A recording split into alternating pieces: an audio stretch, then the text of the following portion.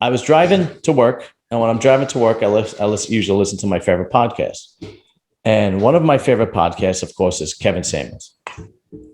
So I'm listening to like his newest one, and of course, this whatever, blah blah blah. I'm driving into work, and he plays this audio, and I'm listening to the voice, and I'm going, that voice sounds familiar. Who? And then I'm like, holy shit, that's Ameera. That's Ameera. And he used the story. I remember the story you told, and he used your story as a point of reference to revolve around that particular show.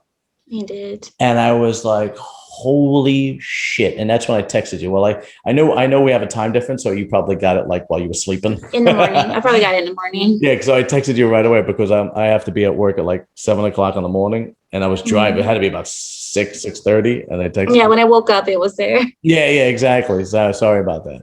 But how did you make such a stretch? I mean, you're talking about pretty much the most popular man in the manosphere. I mean, he has over 1 million subscribers. He has, I don't know how many on his actual podcast, 1 million subscribers on his YouTube channel. True. He goes on other big podcasts like Fresh and Fit, and he's been on Vlad TV and so on and so forth. So how did that happen? So recently, I've made a couple business moves with another channel called the Lapeef Network. And the Lapeef Network has a stretch of over 100,000 people. Yeah. Okay. So just me speaking with them, Kevin is an avid watcher of the Lapeef Network, which I never knew. I just know that sometimes he would show up, but he's an avid watcher of their shows. Mm-hmm. So when I came on, he was just, I didn't know that he was going to use the clip, but you can't believe how surprised I was. You were one of the first people to tell me that I had been mentioned on the show. I didn't even know. And I started getting all these emails, and these people were sending me the link to the show, and I didn't know what they were sending. I just took it as spam until you sent it to me, because we're friends. So I was like, okay, so my friend is sending it to me. Something's really going on. Yeah, he mentioned your name too. Yeah, he did. Yeah, that was pretty honorable. Like, I feel honored. Yeah, I mean, that's amazing. You're talking about a guy who is pretty self-made millionaire. Yeah. And he's making a lot of headway in the dating world and the Western world. I don't know if anything's really going to change, but he's making some headway. I think it's changing. I think men are becoming more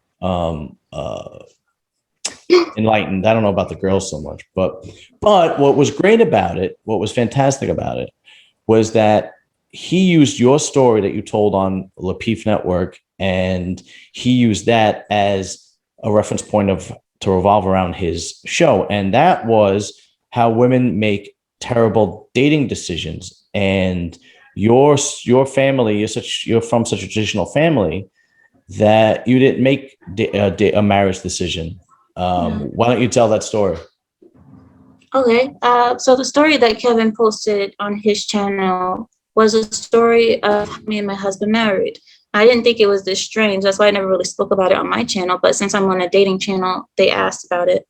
Mm-hmm. So my husband, he saw me at my cousin's birthday party. So my cousin is a guy.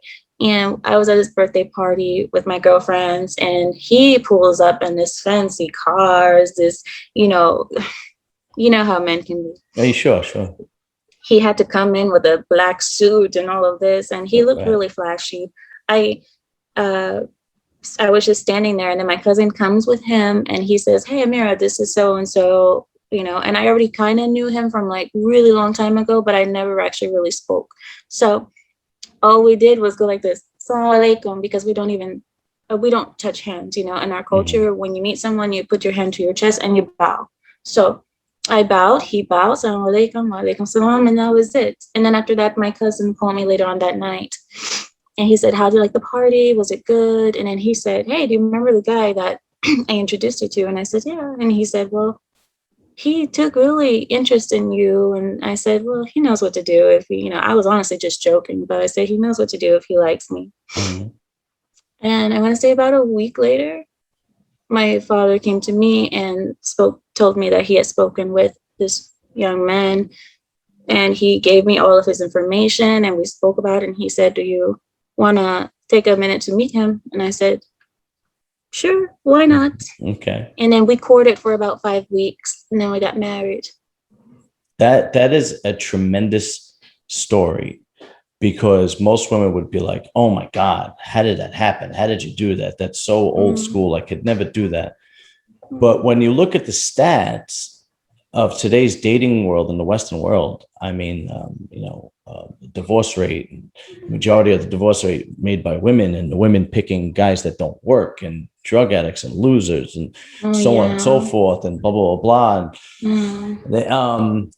Maybe that old school way was there in place for a reason.